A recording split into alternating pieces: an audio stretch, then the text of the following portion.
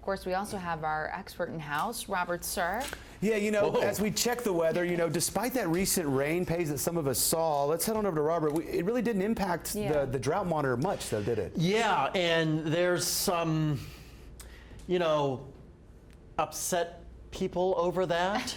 That's the best way I can put it. There's some confusion over this week's drought monitor because, as you mentioned, we got quite a bit of rain this week and over the past week, but the drought monitor didn't do much. So I want to get into that here as we start things off. So what you're seeing here is last week's drought monitor that came out last week at this time. You can see severe drought or extreme drought for portions of Benton County, into Carroll County, and parts of Leflore County. Now, I'm going to advance this to this week.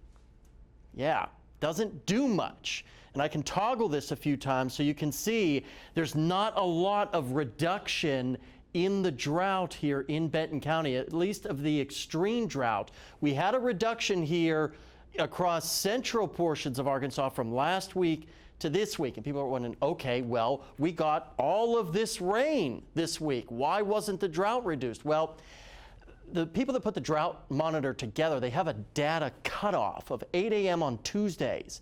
A lot of this rain fell after that cutoff, and it may not be applied, or it won't be applied most likely until next week. Now, Chief Meteorologist Darby Bybee has reached out to the folks that put out the drought monitor for further clarification, because we've had additional rain other than what you're seeing here as to why we are still in a severe drought in some locations. So if we get an answer, we'll certainly pass it along to you, but I expect by next week that severe drought to really be mostly eliminated in our area.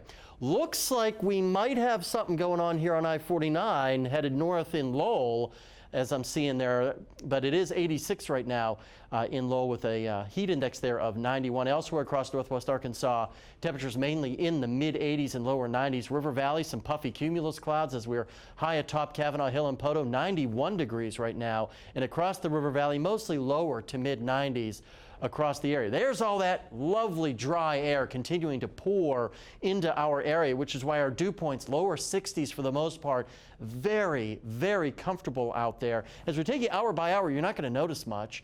Some high clouds tomorrow morning. There could be a little bit of patchy fog.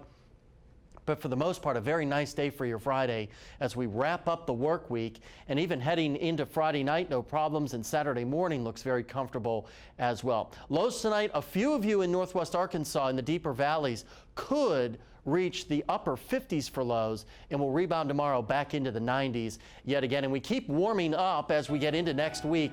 It'll be a warm back to school for many of you on Monday into the mid-90s. Very strong cold front will come through, cool us down in a big way as we get toward the middle part of next week.